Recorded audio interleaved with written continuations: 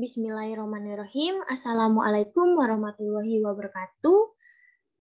Puji syukur kita panjatkan kehadirat Allah Subhanahu wa Ta'ala, yang mana pada kesempatan kali ini kita masih diberi kesehatan dan kesempatan untuk melaksanakan perkuliahan dengan lancar. Nah, sholawat beriring salam, marilah kita sampaikan kepada junjungan alam, yakni Nabi besar Muhammad SAW, dengan melafazkan Allahumma sholli ala Sayyidina Muhammad wa ala ali Sayyidina Muhammad. Tanpa memperpanjang kata mukadimah, langsung saja kami dari kelompok 1 mata kuliah penilaian autentik sesi 051 akan membahas materi mengenai pengantar penilaian autentik, di mana saya sendiri Angelis sebagai moderator dengan NIM 20031006 dan rekan saya Dini Febrianti Mikra dengan NIM 20031006. Langsung saja waktu dan tempat saya berikan kepada rekan saya Dini. Baiklah, saya Dini Febrianti Mikra akan menjelaskan tentang prinsip penilaian autentik. Penilaian autentik. Kegiatan prosedur pengukuran atau kuantitatif melalui pengujian, pengamatan, pencatatan, dan pendokumentasian informasi secara langsung atau tidak langsung tentang peserta didik atau program. Teknik yang bisa digunakan yakni penilaian kinerja, portofolio, dan penilaian diri. Ranah penilaian autentik. Yang pertama, aspek kognitif. Dilakukan setelah siswa mempelajari suatu kompetensi dasar yang harus dicapai. Yang kedua, aspek afektif. Penilaian aspek afektif dilakukan selama berlangsungnya kegiatan belajar mengajar, baik di dalam maupun di luar kelas. Yang ketiga, aspek psikomotorik. Penilaian aspek psikomotorik dilakukan selama berlangsungnya proses kegiatan belajar mengajar.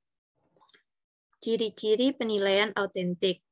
Yang pertama, harus mengukur semua aspek pembelajaran, yakni kinerja dan hasil atau produk. Artinya, dalam melakukan penilaian terhadap peserta didik, harus mengukur aspek kinerja serta karya yang dihasilkan. Yang kedua, penilaian dilaksanakan selama dan sesudah proses pembelajaran berlangsung. Artinya, dalam penilaian, guru dituntut untuk melakukan penilaian terhadap kemampuan dan atau kompetensi proses peserta didik setelah melakukan kegiatan pembelajaran. Yang ketiga, menggunakan berbagai cara dan sumber.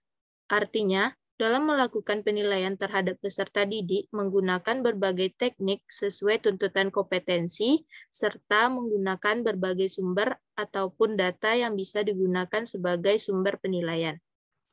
Yang keempat, tes hanya salah satu alat pengumpul data penilaian.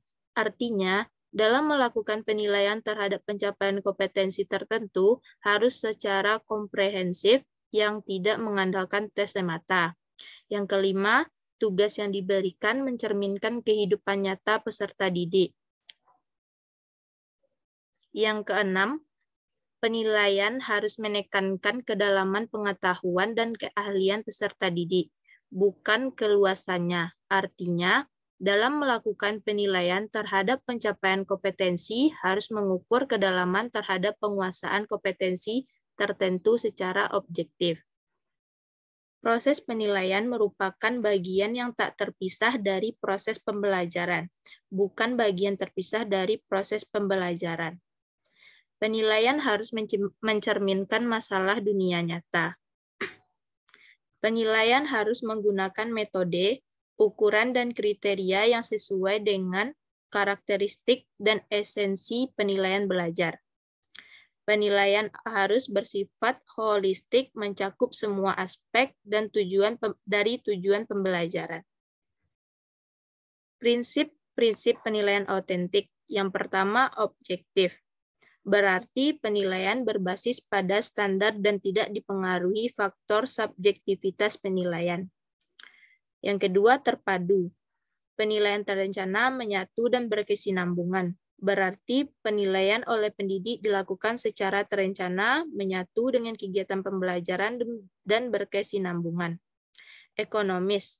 berarti penilaian yang efisien dan efektif dalam perencanaan, pelaksanaan, dan pelaporannya. Transparan, berarti prosedur penilaian, kriteria penilaian, dan dasar pengambilan keputusan dapat diakses oleh semua pihak. Akuntabel, berarti penilaian dapat dipertanggungjawabkan kepada pihak internal sekolah maupun eksternal untuk aspek teknik, prosedur, dan hasilnya.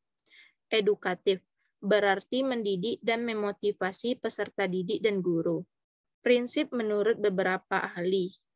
Yang pertama, validitas, yaitu penilaian autentik dapat menilai apa yang seharusnya dinilai dengan menggunakan alat yang sesuai dengan mengukur kompetensi siswa. Reliabilitas, yaitu penilaian autentik memiliki konsistensi hasil penilaian. Misal guru melakukan penilaian secara unjuk kerja, penilaian akan sama jika dilakukan berulang kali dengan keadaan yang relatif sama.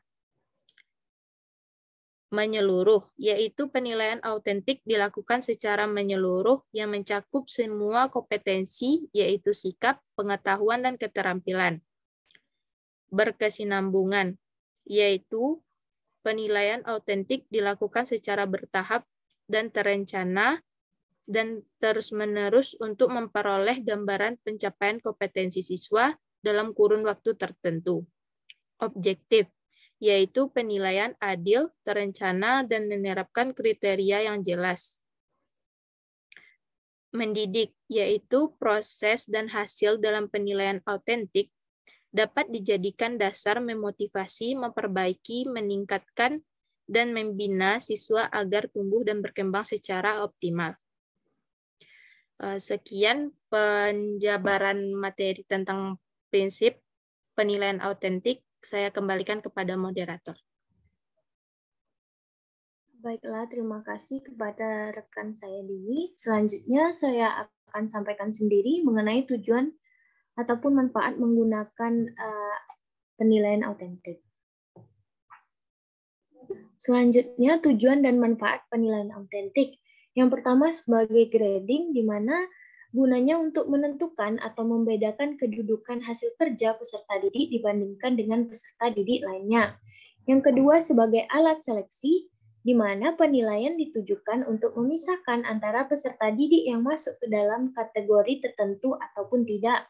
Ketiga, sebagai gambaran sejauh mana peserta didik telah menguasai kompetensi.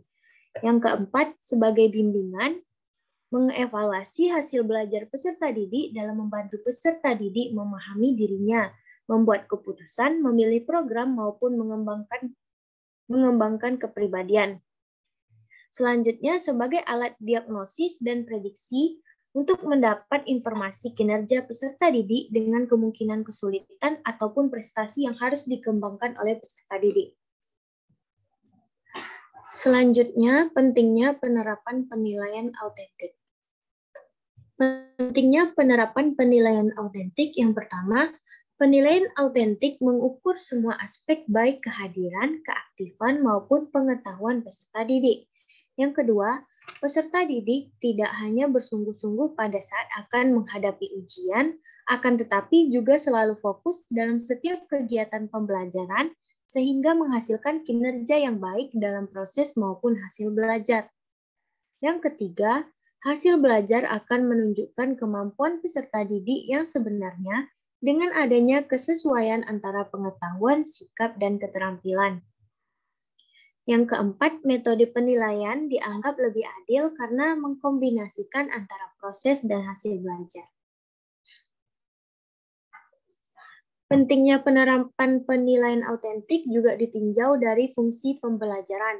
Nah, yang pertama itu dapat diperoleh informasi pencapaian kompetensi dasar peserta didik yang telah ditetapkan guru.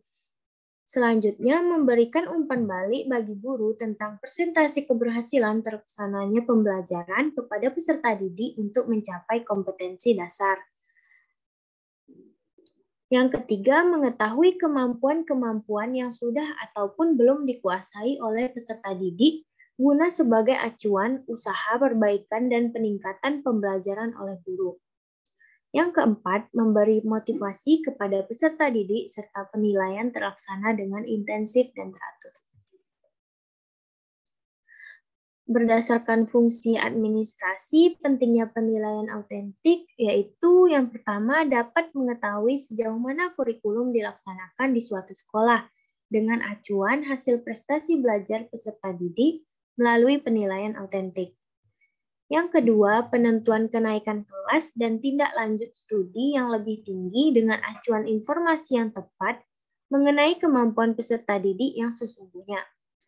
Yang ketiga, memberikan informasi yang berguna bagi orang tua peserta didik sebagai bahan bimbingan dan pengarahan kepada anak-anaknya melalui nilai-nilai rapor yang berdasarkan pada penilaian autentik. Pentingnya penilaian autentik, penerapannya berdasarkan fungsi bimbingan. Yang pertama, guna mendapatkan sejumlah informasi tentang bakat khusus yang dimiliki peserta didik guna memberikan saran kepada orang tua tentang bidang pelajaran ataupun minat pekerjaan yang lebih sesuai dengan bakat peserta didik. Yang kedua, memberikan bimbingan dan pengarahan agar peserta didik dapat memaksimalkan bakatnya sebagaimana yang diharapkan lembaga-lembaga pendidikan. Hanya itu yang dapat kami sampaikan mengenai materi pengantar penilaian autentik. Lebih dan kurang kami mohon maaf. Saya Angelis sebagai moderator undur diri. Assalamualaikum warahmatullahi wabarakatuh.